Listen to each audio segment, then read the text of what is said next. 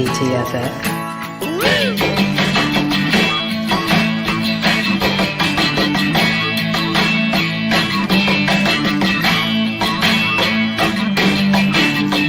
Once again, here is Drinking and Talking Fantasy Football with your hosts, Dustin and Jake Trowbridge. Welcome back to DTFF, everyone. Happy Tuesday evening. We are back. Got a fun episode this evening. Just Jake and I doing our thing, talking into the airwaves here. We got a fun episode, a little who do you rather? We're taking two players somewhat near ADP and just say who would we rather have based on ADP and who we think is going to have a better season this year. Who would we rather have? It's that simple. Yes, Dave, thank you so much for that. I appreciate that, and I appreciate you. But yeah, before we get into it, Jake, how are you doing this evening? I know you are one of the unfortunate ones that you brought something back from Canton with you. Let's put it that way. I sure did. It's not herpes. It's not herpes. Just so we're clear. It is my own little keepsake. Yeah, I unfortunately did get the COVID whilst out in Canton, so that's still been an ongoing saga here this past week. I noticed something a little bit iffy as we were recording last week, but I chalked it up as we were talking ahead of time. Like, my throat doesn't feel great. Well, we were shouting all weekend. There was karaoke on Sunday. That's going to happen. But no, turns out it was the vid. So as I'm recuperating here, I will try to keep any coughs out of this mic stick so it doesn't hurt your dearest ears, listeners. Oh, that's very considerate of you. And I'm glad you called it a mic stick instead of something else. But yeah, I'm glad you're not doing too bad here, all things considered, with when you're down with the sickness. So any news or notes you want to talk about here, Jake? I don't know. Obviously, we can see it's Jake and I solo. I guess before we get into news and notes, I can share what I'm drinking. I know you are declining beverages this evening as you are still recuperating. So can't fault you there one bit. I am just drinking a homebrew this evening. My Berliner Weiss.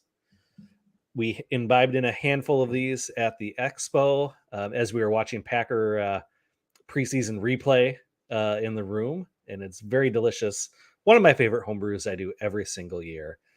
So that's that. My water's delightful tonight. It's in a blender bottle, which Did is you pretty blend great. it with something, or just that was the bottle you had? Just my hopes and dreams for a better tomorrow for Is this the world and for me. Is this like RO water or like mineral water? Is this something special, or is it just tap water? Filtered out of the tap, that real clean reverse osmosis water. That's Nice. what you want. I've been pumping liquid IVs, so there's a little bit of residue from those still in there. It's not the real deal, but I just keep refilling it. Placebo You effect. get a little hint. You get a little hint of it in there. Absolutely. Yeah. This is so sad. Can we move on to something that's sad for somebody else and not for me? Do you wanna at least hit our drunk trade of the week, or is there any NFL action you want to talk about before we do that? Is there really? I don't know. I mean, there's lots of NFL news going on, preseason stuff, but I also feel like other podcasts have probably covered that prior to us here.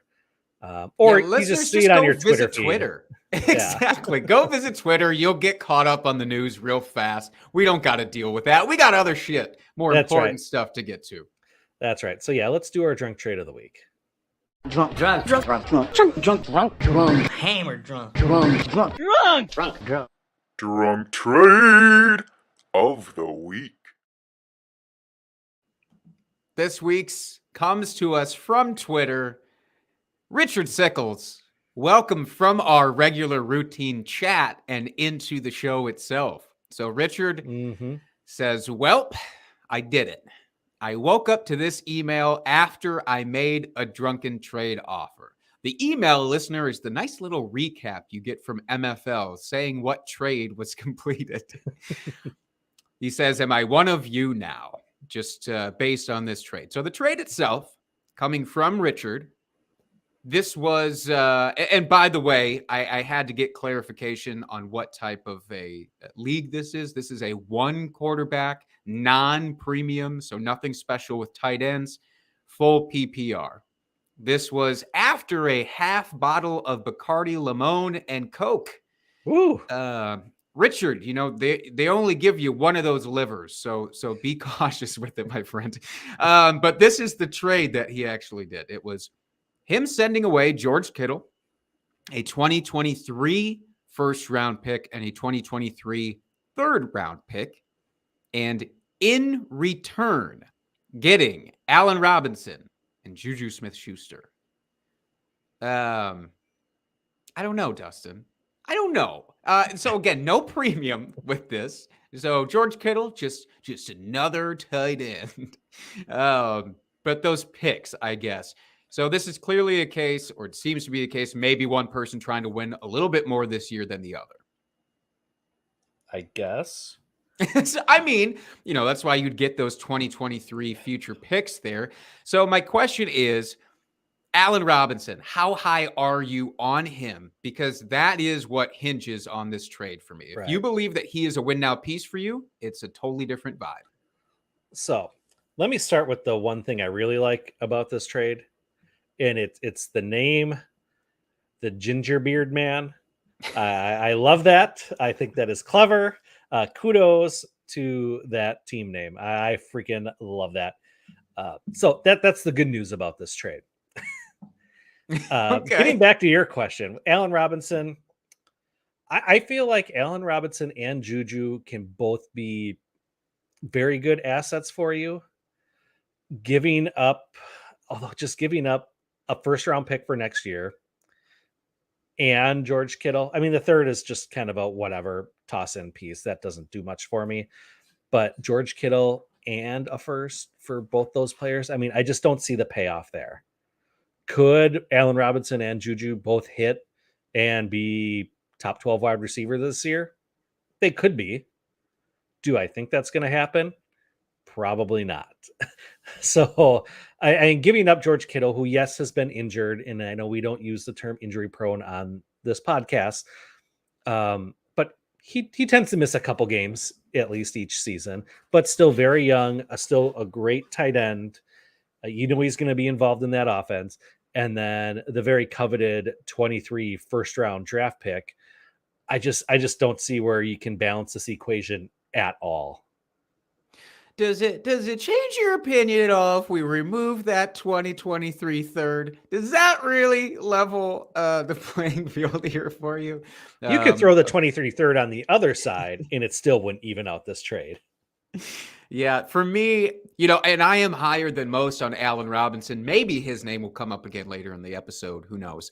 But I am higher, I think, than most, or at least than consensus for Allen Robinson this year. Like, I think a top 24 finish, very easy for him. Top 20, also very easy. I think where I get caught up is, Robert Woods, who knew this offense very well, kind of topped out as about a wide receiver 12, wide receiver 13 before his injury last season.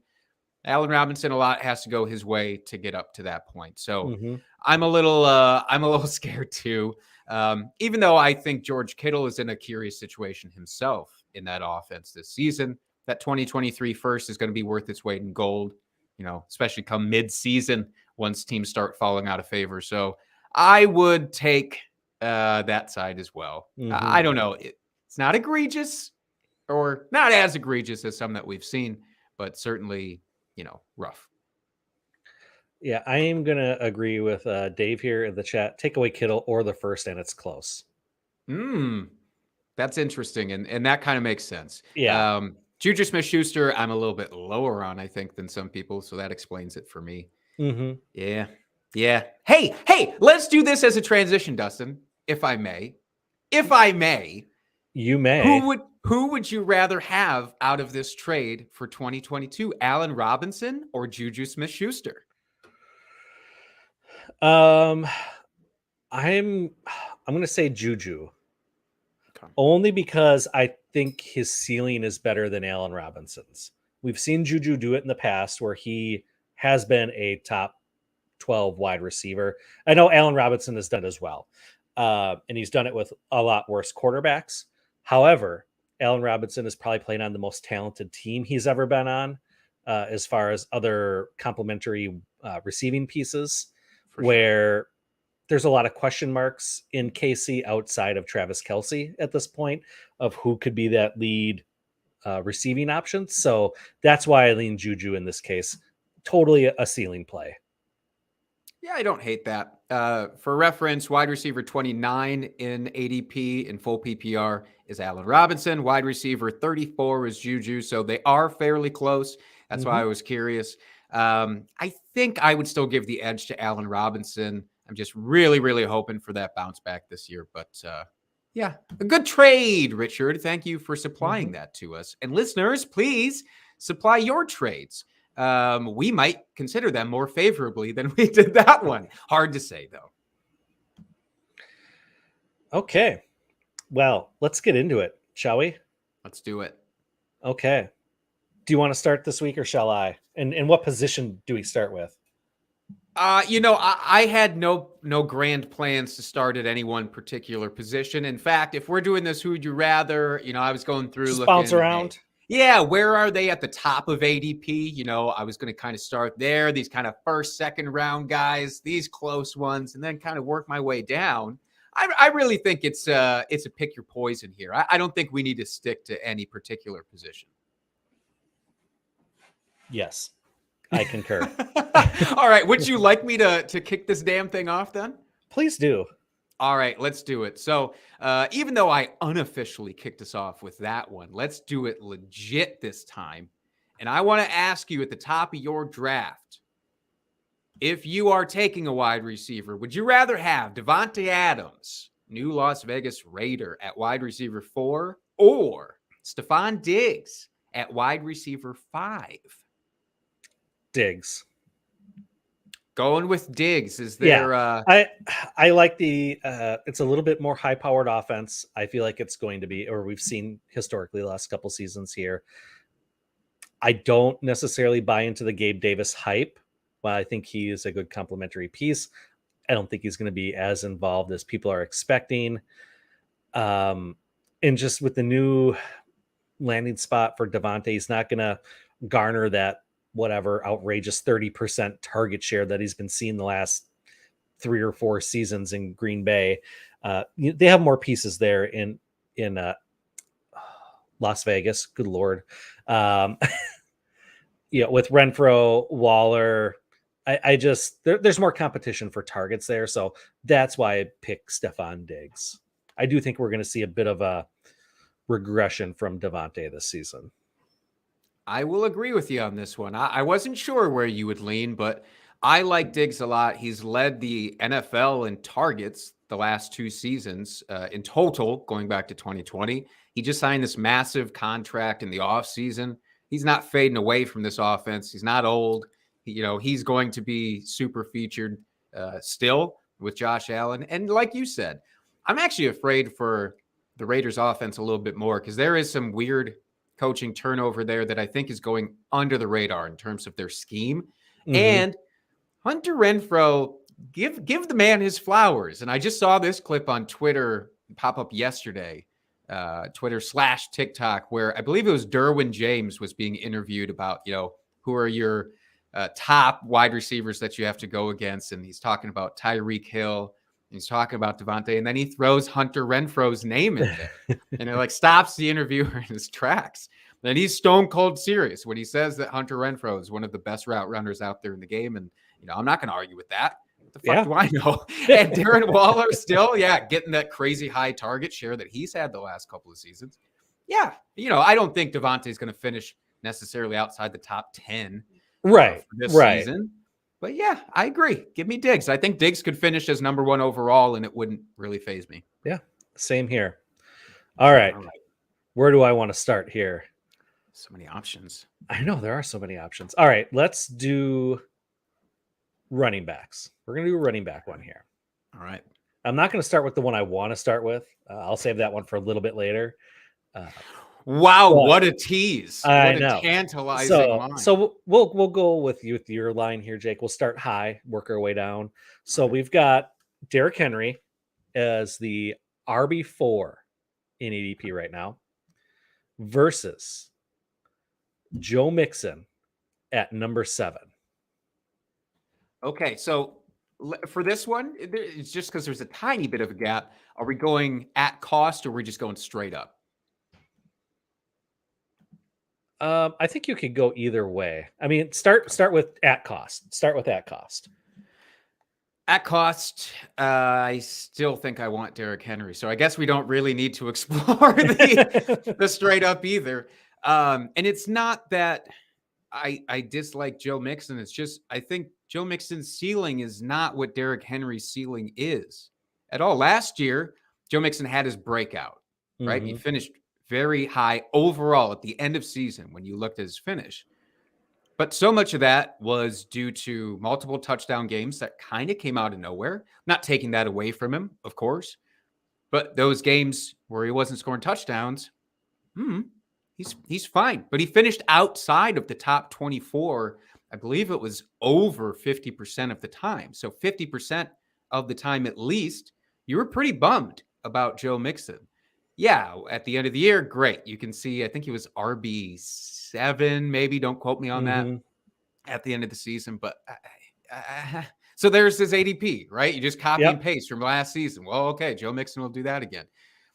I don't care about that as much as I care about Derrick Henry, who can win your week single-handedly. And I still believe that. I know the injury is a concern for a lot of people, so I'm actually surprised RB4 is his current ADP. But hey, if you're viewing him through the lens I am, you want the upside, and you don't care quite as much if he misses some games.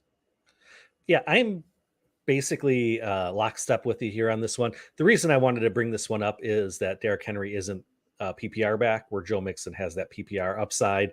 So just wanted to kind of see how that one would have played out. But I agree with you for all the same reasons. Although to that point about the PPR thing, hey, how much does A.J. Brown leaving, Treylon Burks kind of being in the doghouse right now with the coach? Like, how many targets does that open up for Henry, who was actually doing okay in terms of targets, better than he had the last year? Better for him. Yeah, exactly. He's not going to be CMC. Let's not misconstrue, but it was definitely an improvement. So, yeah, I still love him here. I would like to continue on the running back train for a moment, and then I'll kind of remove from the top rounds here after this one. But, you know, I actually just posted on Twitter, and I'm sure I'm going to get absolutely dismantled over this take. So I'm curious to see what you have to say. So running back, RB8, Deandre Swift versus Alvin Kamara at RB9. So both guys who are going to be heavily emphasized as pass-catching backs. That's where we're hoping the value will come from going back to back. So Alvin Kamara, doesn't seem like any suspension is going to happen this year. If anything, 2023. So if he plays the full year, who would you rather?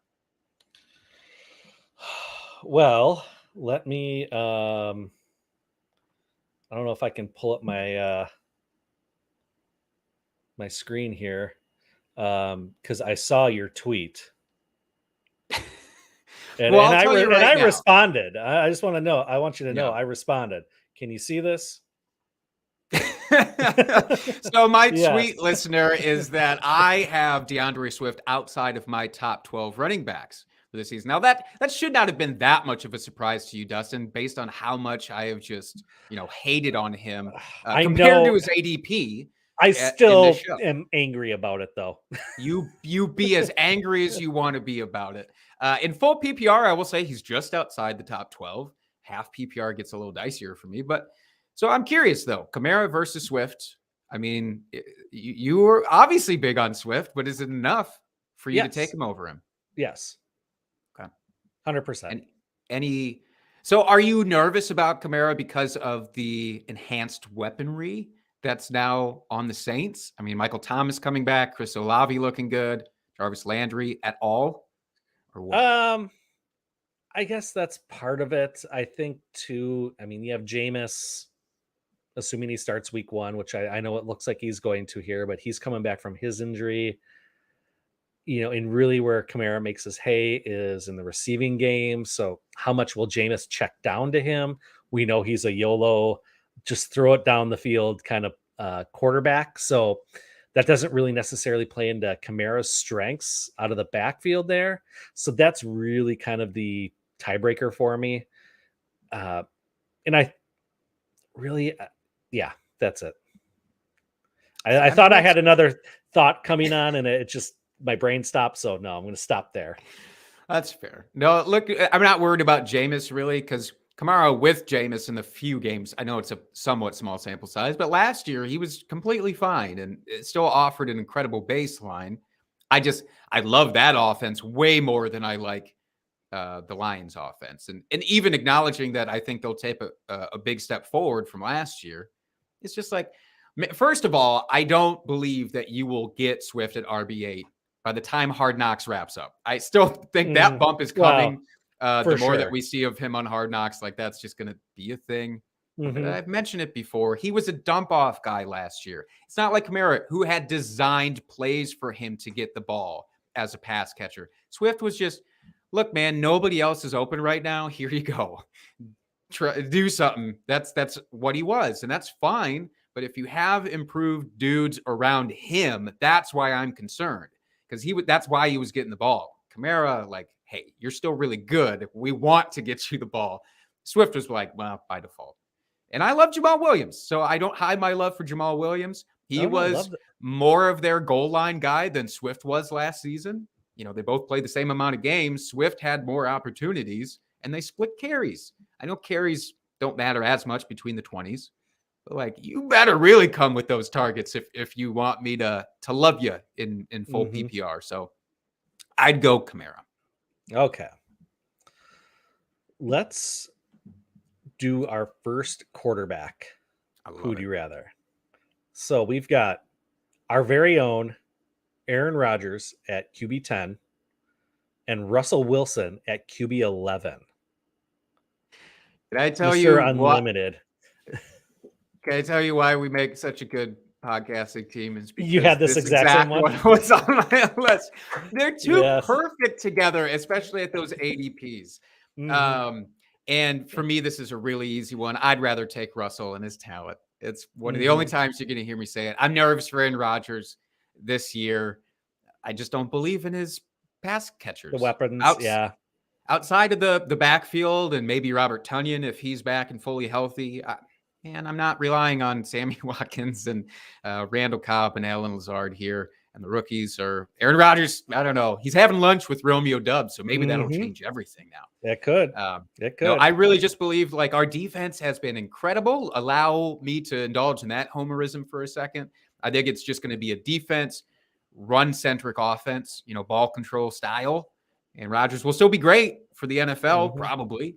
But Russell Wilson, they're designing the damn offense around him. He's got much better pieces. He should finally cook. So I have no qualms with him. Same here. I agree 100%. The weapons that Wilson has, greater sign than Green Bay weapons. And you could, maybe it's not a 1-for-1, but even the backfield. I know Green Bay has the 1-2 punch with Dillon and Jones, but they also got Melgo and Jamal or Javonte Williams. So like a very good backfield duo as well, plus all the other receiving weapons. Yeah, I'll take Russell Wilson at that discount over Aaron Rodgers. Yep. I think you're drafting one at their ceiling and one at their floor. And I know who I want out of that. So let's take a turn towards wide receivers for a minute. This is a weird one. And these guys really haven't been top of mind for me at all this offseason. So I'm curious for you. Jalen Waddle, second year with the Dolphins now, going wide receiver 15 versus DJ Moore, who's going wide receiver 17, still with the Panthers there. Have you thought about either of these guys very much? Well, I've thought about Waddle a little bit just because I have him as one of my Who'd You Rathers for the show that we will get to. We'll see. DJ Moore, he's kind of been off my radar.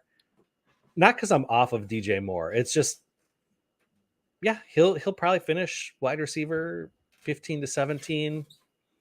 He'll get 1,100, 1,200 yards and 4 touchdowns, and he's just very workmanlike about his production year in and year out. Fine player, and he's fine for fantasy. He's never going to be that wide receiver one that we have all hoped for when he came into the league. That's just, I don't think that's who he is. And that's fine. We all need wide receiver twos. So I can't say he's been on, even with Baker, taking over the reins there now. It's just like that doesn't move the needle a whole lot for me. It could, I suppose, but I just don't necessarily see it. The Panthers are still going to be not great. So, I guess give me Waddle over DJ Moore, just because we saw what he did last season. I know Tyreek's there this year, but I'll take the guy that we've seen put up basically, or he was top 12 wide receiver last year. Yeah, and he definitely did that based strictly on catches. It definitely wasn't a yardage wide receiver 12 finish, but he got there. It's hard for me to love either of Tyreek or Jalen Waddle this season. Begrudgingly, I can't get Hill outside of my top 12 guys as much as I tried. He's just clinging on. For Waddle, man, I'm uninspired still by Tua. And maybe that's just me having too much, leftover hate from the last couple of years or disappointment rather. Just man, he's just not doing it. And maybe Tyreek is what unlocks him, which then allows him still to do better things with Waddle too. And they all thrive together. Sure, I think I'd still rather take the safety and security of DJ Moore, who I think has a teeny tiny bit more upside with Baker. I'd rather him play with Baker than Sam Darnold again. Oh, absolutely. But either way, Christian McCaffrey is going to be there absorbing the garden of targets. He's going to get the cornucopia of looks there. So I don't love either. And I think that's why I was just kind of thrown by these two names next to each other. But hey, if I have to, let's be real, I'm probably skipping them both in favor of a running back at that point in the draft. But DJ Moore, I think, is going to be fine for sure. All right. We're going to go over to tight ends now. We've got TJ Hawkinson as your tight end 7 or Pat Freiermuth as tight end 11. Ooh. Okay. You like this one? I really like this one because we haven't talked about Pat Freiermuth enough. I think the only time we did was when Herms was on the episode for this division, in fact, talking about the Steelers. I love Pat Freiermuth. And he is one of the guys that I think is considered kind of in the, I guess not even really tight end dead zone, though, because he's going so late in drafts now. I think Hawkinson is kind of the start of the tight end dead zone. It's look, I missed out on all the elite guys who I still don't believe are probably going to be elite this year. But regardless, I don't want Hawkinson. It's a little bit of a Swift type of correlation too. Right. I think both of those guys will eat into each other along with the guys that they added in that offense. I think are just going to kind of eat each other because they have guys that could actually stretch the field and get real yardage instead of just dump offs. And that's what Hawkinson is as well, or what he was certainly last year. Pat Freiermuth, I'm not saying he's the most athletic guy, but damn, I would rather take him with whichever quarterback they're going to throw out there, whether it's Kenny Pickett or Mitch Trubisky. I think Pickett probably gets the job sooner than later. And I still think that offense is good enough and the coaching is good enough to give him more scoring opportunities. So it's I'll try Pat Freiermuth for those touchdowns, which he got plenty of last season. He was always found in the red zone. And I don't think that's going to go away this year. So I'll take Pat. Yeah, I'm the same. Begrudgingly. Yeah, I think there's, like you said, a lot of weapons. And I know theory out there is good players demand more targets. But, I mean, there is just a lot of opportunity on that Detroit offense with Amon-Ra. Yeah, DJ Chark, Jamison Williams going to be coming back from injury at some point. Hawkinson, Swift, Jamal Williams. I mean, there is a lot of options and different ways this offense can play out. So, and not to say that there's an offensive weapons in the Steelers either, because obviously there is, but we've seen Freiermuth do it already. We saw him, and at cost, where you're getting him so much later at tight end 11 than tight end 7. Give me that discount on a guy that I think that has a really good upside. I've said it before. It's an arbitrary cutoff. I don't care. After like week 9, Pat Freiermuth was tied with Dalton Schultz for points per game. And they were both basically like tight end 4 or 5. Like he did that as a rookie, but we overlook it because Kyle Pitts obviously was the bigger story at rookie. So yeah, I'll take Pat there. Now, man, I'm not going to go back to the tight end. Well, we're going to skip. I can't do it. I am curious though about, especially for you, I kind of hand chose one of these guys. Certainly, I want to get back to running backs. Yeah, I want to get back to running backs here. J.K. Dobbins going as running back 23 versus Breece Hall, rookie for the Jets, going as running back 24 in full PPR. Now, you have been higher on Dobbins this offseason and a little bit more trusting of him. Do you still trust in Dobbins? Yes. More so than Breece Hall? Yes. With the Ravens offense, we know what they want to do. We know they want to be a run-oriented offense and use the run game to open up the passing. They don't want to have to rely on Lamar to pass the ball 35, 40 times a game. That's just not their MO. It hasn't been since they drafted him. With the Jets, we don't know what this offense is going to look like. I know they needed a running back. Well, okay, personally, I didn't think they needed a running back. I thought they had a perfectly serviceable one who has really disappointed that they drafted Breece Hall to overtake him.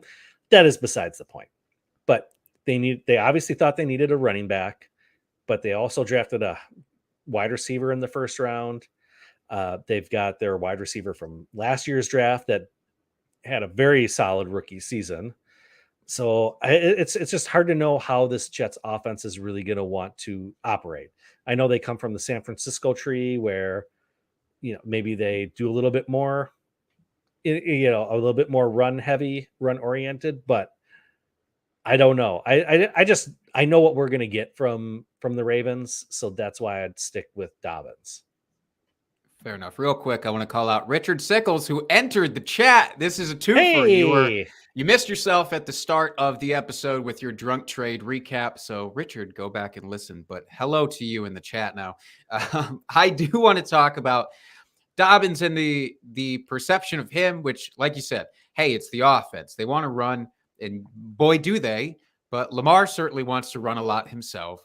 And he doesn't necessarily, I don't think, want to dump off to running backs. We saw that happen more last year, not as like a percentage of plays, but just they ran so many more plays. The running backs got more targets. Devonta Freeman got more targets. I used to think that could carry over this season. I'm a little bit more hesitant now. I really am. Like, look back. Remember Mark Ingram with the Ravens, and he had like a top 10 or 12 season with them. It was all because of touchdowns.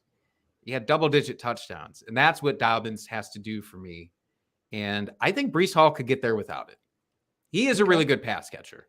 And I think that, even though they have Elijah Moore and Garrett Wilson there, I don't think that if the offense actually moves along like I hope they will with the offensive line improvements and whatnot, I think I'd rather take Breece Hall because he doesn't have an injury concern that's still bugging me. And for Dobbins, it's still there. Until I see him out there week 1, I just have real hard time believing in him. And that could bite me. And I'm okay with that. Like, I'll miss on him this year, and it is what it is. Okay, that's fine. Be a hater. I'm not a hater. I just like Hall more. You're a hater. All right. We're going to go back to wide receivers here because this one I think is interesting. So we're going with teammates on this one. Ooh, okay. We've got Cortland Sutton at 23 and Jerry Jeudy at 26. I'm still shocked that their ADP is so close together. I know. I couldn't believe it either. Even at this point, I thought there'd be a little bit more differentiation. So I love Cortland Sutton, and I prefer his play style to match up with Russell Wilson versus Jerry Jeudy. I think that Cortland Sutton is going to be the touchdown monster there, especially with Tim Patrick, unfortunately sidelined for the year. I know people are screaming at me right now, like, fucking Tim Patrick, that was your concern? Well, it wasn't a concern, but even with that out of the way, it just, I think, clears an even wider path for Cortland Sutton to finish as a top 12 guy. I have all the confidence in the world that he can do that. Jerry Jeudy, I know he's a good route runner. I understand that he's been talented his first 2 seasons in the NFL as well. It's just purely how I think their play styles will match up with the new quarterback. So I don't hate Jeudy. If I miss on Sutton and Jeudy falls, I'll take him and say, hey, maybe I could be wrong. I've been before. So I'm fine with that. But at this cost, which is barely any difference right now, Sutton for me.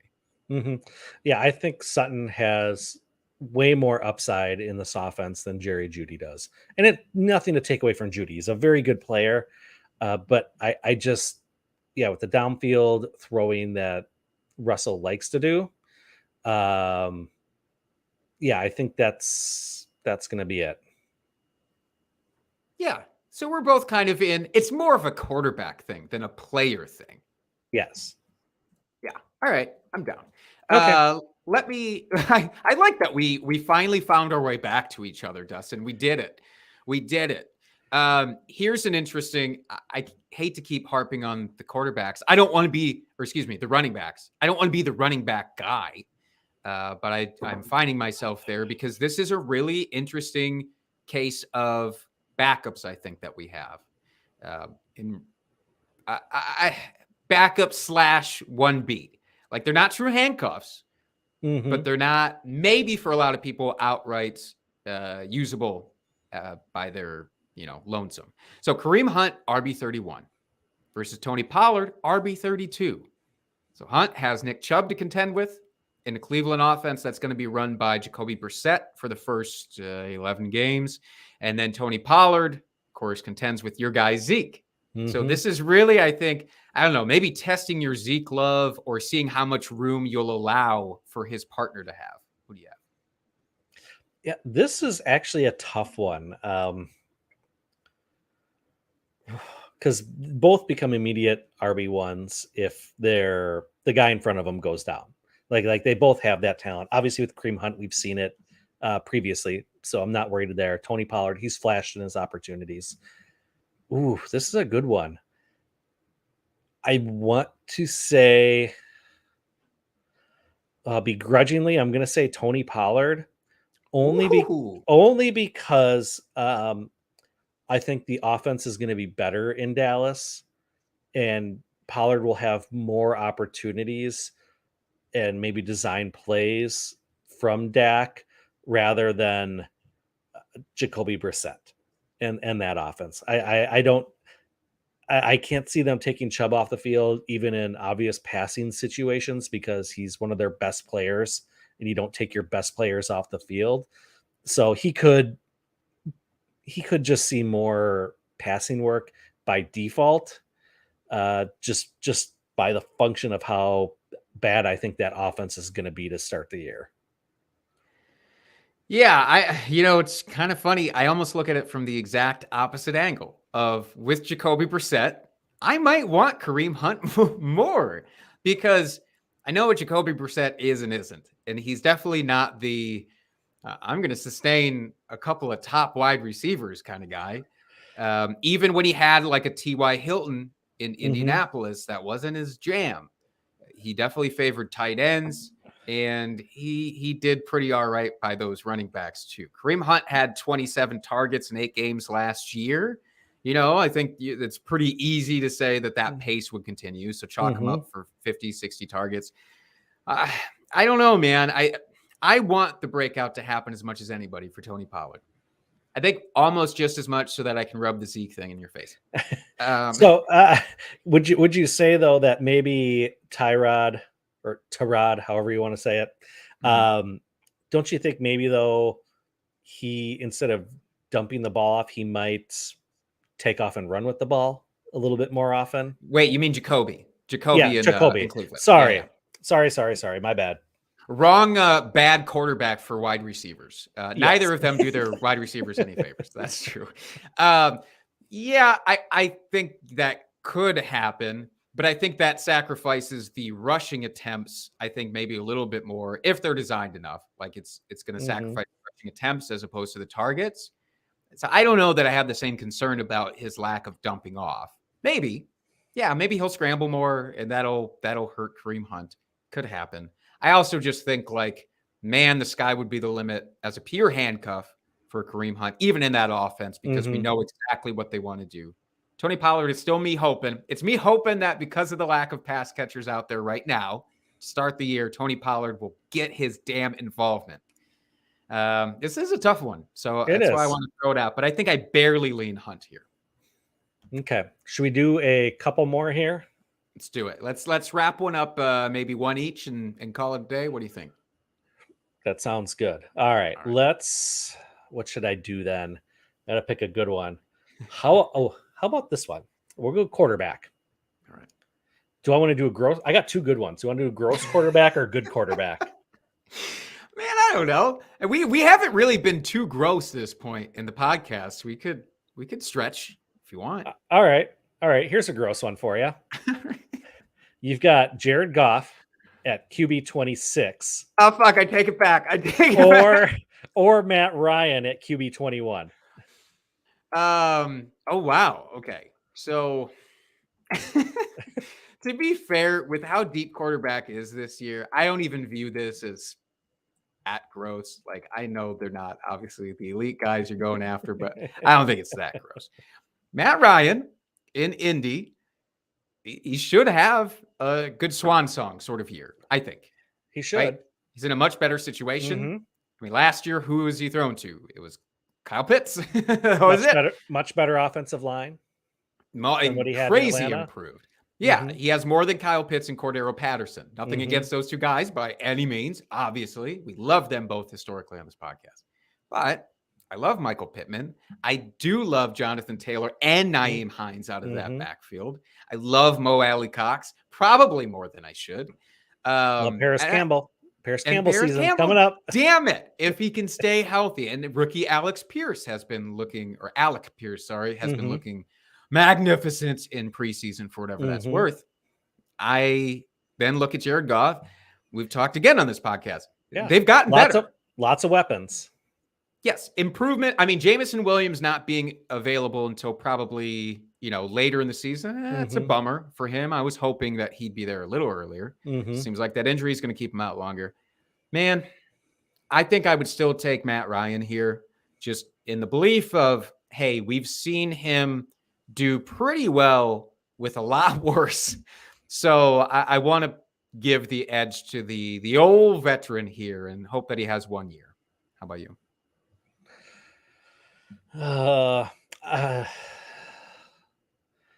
I would say probably I would lean Matt Ryan, although it's close. It's the whole reason why I put that one together. I just think overall Indy's going to have a much better season, and we've seen Matt Ryan produce at a very high level on multiple seasons. So, I mean, like you said, maybe this will be a swan song and he will just come out and light the world on fire and have one of those magical seasons where, again, nothing against Jared Goff. Like, he's got the weapons. I think their offense is going to be very much improved this year. And I think he's going to surprise a lot of people and finish a hell of a lot higher than people think. Yeah. But still not better than Matt Ryan. Yeah. So I guess, like, if you're at this stage in your draft and you're in a one quarterback draft, I mean, there's very fat chance that you're taking either of them, right? Like, we're not saying that, oh, these guys are better than any other dart throw at the end of our drafts for quarterback, right? Or is that what we are saying or what you're saying? Would you take, honestly, as a real dart throw at the end of your draft, if you have one quarterback that you want, you going to take Matt Ryan? Or Goff? If I had to choose one, I would take Matt Ryan. Just Matt Ryan. Would you take Matt Ryan if that was the case? Because I don't know how I could get there. If we're talking about a league like our home league, you only have limited waiver wire pickups, then yes, I probably would. If it was like him and then everyone else below him, then I probably would. But in a regular, just one QB of unlimited waiver access, no, I just wouldn't at that point. I'd just stream it for the one bye week I had to worry about. There you go. Yeah, that's completely fair. All right, let's wrap it up. I know Last we hate one. wrapping up with this damn position, but I'm doing it. I'm fucking doing it, Dustin. We're talking tight ends once more. Richard, how sad is it we're comparing Matt Ryan to Jared Goff? Yes. Yeah, very, that very is sad. all the pain. All right. That's unfortunate. Let's talk about Robert Tonyan going tight end 19 versus Evan Ingram going tight end 20. You want to get in the weeds? Let's get in the weeds, man. You want to take a punt at the tight end position and say, screw TJ Hawkinson, for example. I'm going to pass over Pat Freiermuth. All right. You're at the end of your draft. You have these two guys. Who would you rather have, Tonyan or Ingram? For the record, I do like both of these players this year as late round tight end dart throws, but give me Tonyan over Ingram. We've seen Tonyan do it before. I think he's in line for, assuming he starts the season healthy and he plays right out of the gate, where he's in line for a double-digit touchdown season again, easily in this offense. We know Rodgers trusts him. He throws, not a ton of balls to him, but he tends to find him in the red zone, which is the most important thing in a tight end, especially this late in the draft. I think Tonyan has top 7 upside for the season. I really do. I think that's out of the question because who else are they going to throw to? I know we've talked about it before. We don't need to get into the details of why we think that, but yeah, give me Tonyan over Ingram. Although I do like Ingram for this year. I think he's going to surprise people as well. Yeah, if you're in a position where you would, let's say, want to draft 2 tight ends for whatever reason, these are the 2 guys that I'd be going for because I don't believe in the guys at the top of the ADP for tight end this year as much. So I'd much rather go this approach. Now, I, too, love Evan Ingram. And that's mostly thanks to Andrew Cooper, who is kind of a tight end guru on Twitter. Follow him at Coupe Fiasco on Twitter, by the way. He loves Evan Ingram, and he has convinced me to love Evan Ingram even more than I already did. But with that said, same reason. I love Tonyan for those crazy touchdown weeks that I think he's going to have. I think you're going to have multiple weeks of multiple touchdowns, and that's great. Because if he gives me 4 points, I don't really care as long as I get those awesome, impressive weeks from him. Yep. All right. We did it. Shorter show this week, but still action-packed. Lots of good info. Anything else you want to add here, Jake, before we get out of here? COVID blows. Don't get it. 0 out of 10. Do not recommend. All right. Fair enough. Thanks for joining us, folks. As we remind you every single week, hit Jake up at Jake Trowbridge on Twitter. You can hit me up at FFDustyDog. You can hit the podcast at Drinking Fantasy, where either of us will answer your questions. We are here for you, answer any and all fantasy or non-fantasy related questions for you. If you haven't already, subscribe to our YouTube channel. You can see our beautiful faces every single week. We are live for our audio guests every single Tuesday evening. You'll find us there. It's great. Give us a rate and review wherever you do your podcasts. Do all the things. Help us out. We appreciate you. And until next week, folks, keep drinking and talking fantasy football. Cheers, FFers.